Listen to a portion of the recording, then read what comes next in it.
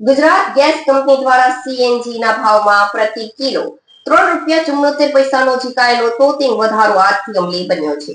આ વધારા સાથે જ હવે મોંઘવારીની વધુ એક થપાટ વાહન ચાલકો પર પડી છે અને સીએનજી નો નવો ભાવ વધીને ₹88.75 પહોંચી ગયો છે.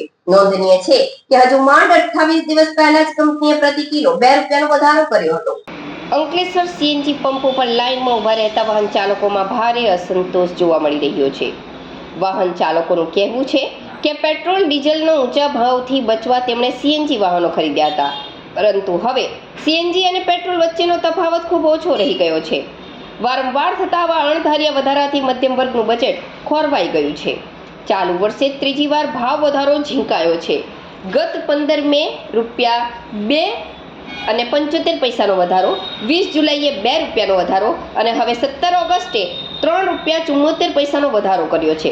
છેલ્લા 5 વર્ષમાં સીએનજી ₹30.65 મોંઘો થયો છે.